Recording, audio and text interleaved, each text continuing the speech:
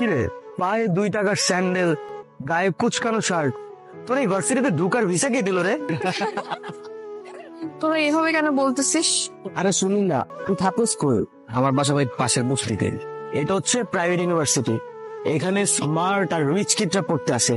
আর তোর মতো আবুল ইউনিভার্সিটিতে চান্স কেমনে পাইলি? শোন, ওরা তোদের মতো ড্যামেজ স্টুডেন্ট না যে সেমিস্টার ফি দিয়ে পড়তে হবে। আর এই ইউনিভার্সিটিতে পড়তে কোনো টাকাই লাগে না, ওর মেধা দিয়ে চান্স পেয়েছে। নেক্সট আর কিছু বল। নেক্সট আমি বলতেছি, ওদের মতন স্টুডেন্টদের জন্য না আমাদের ভার্সিটিটা একদম পুরো গুলিস্তানের বাস স্ট্যান্ডের মতন হয়ে গেছে। তোদের জন্য না এই ভার্সিটি না। আই তুই কি বলতেছিস এগুলো? কাউকে রেসপেক্ট করতে পারিস না? এখানে রেসপেক্টের কি আছে? তোর ড্রেস আপ দেখছিস, ওর জন্য এই পরিবেশটাই নষ্ট হয়ে গেছে। স্টপ রাইসুল, তুই সামনে আগো, আমি আসছি, কথা আছে। খাও। না না, কোনো সমস্যা নাই, আমার পেটে ক্ষুধা নাই, আমি খেয়ে আসছি, পেট ভরা আছে। আমি দুটো অর্ডার করেছি, একটা তোমার একটা আমার। খাও। আচ্ছা। এই শোনো, তুমি তো ম্যাথ অনেক ভালো পারো, আমি না অনেক বেশি দুর্বল। তুমি কি আমাকে একটু ম্যাথ শেখাতে পারবে? শিওর? তাহলে অফ ডে গুলোতে তুমি আমার বাসায় এসে ম্যাথ শেখাবে, বুঝছো? অবশ্যই, কোনো সমস্যা নেই। দেখো তো এটা কেমন? তো ছেলেদের জুতা তোমার ভাই মানাবে না, এই তোমার জন্য মেয়েদের জুতো প্রয়োজন, এইখান থেকে নাও।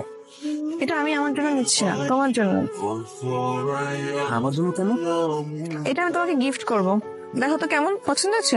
আরে আজকে তোমার জন্মদিন না, আমার জন্মদিন তো 2 মাস আগে চলে গেছে, সামনের বছর আবার আসবে। জন্মদিনে তো কি হয়েছে, আমি তোমাকে এমনি গিফট করবো। না না না, গিফটের দরকার নাই, সমস্যা নেই। গিফট নিবা না? আচ্ছা ঠিক আছে, কালকে থেকে তো তুমি আমাকে টিউশন করাবে, সেই টিউশনের অ্যাডভান্স পেমেন্ট হিসেবে তোমাকে আমি গিফট করবো। এবার নেবে? মানে? মানে তুমি কালকে থেকে আমাকে ম্যাথ করাবে, তো সেটার অ্যাডভান্স পেমেন্ট হিসেবে তোমাকে আমি একটা গিফট করবো, বুঝছো? দেখো পরে দেখো আগে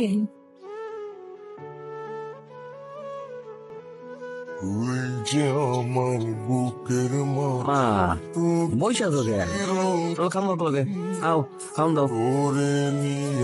কি ব্যাপার মা, ভাতটা দাও খাই।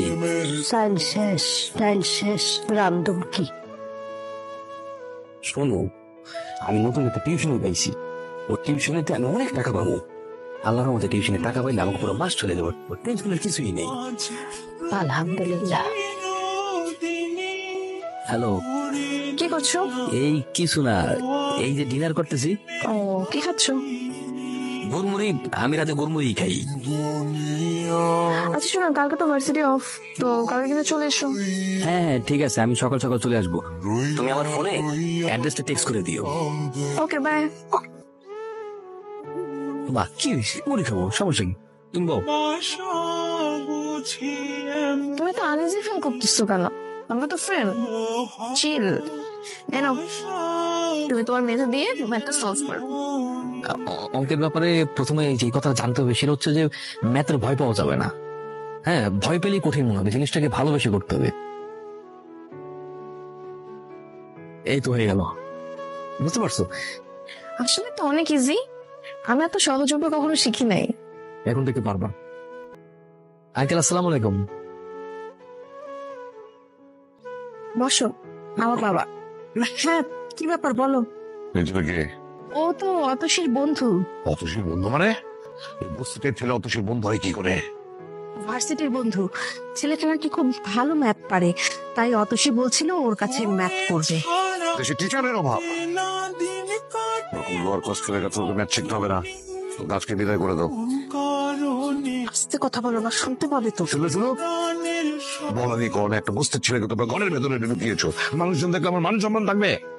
আচ্ছা চিল, বাদ দাও। এরপর আমরা কিভাবে করতে পারি এটা? আসলে হয়েছে কি বাবা, অতসীর বাবা ওর জন্য একটা আগে থেকে টিচার ঠিক করে ফেলেছেন। আমি আর অতসী জানতাম না, উনি আবার কলেজের প্রফেসর, উনি কাল থেকে ওকে পড়াতে আসবে। এখন তুমি কাল থেকে তোমার না আসলেও চলবে। ঠিক আছে, কোনো সমস্যা নেই, আমি কালকে থেকে আসবো না। আচ্ছা ঠিক আছে বাবা, নাস্তা করো।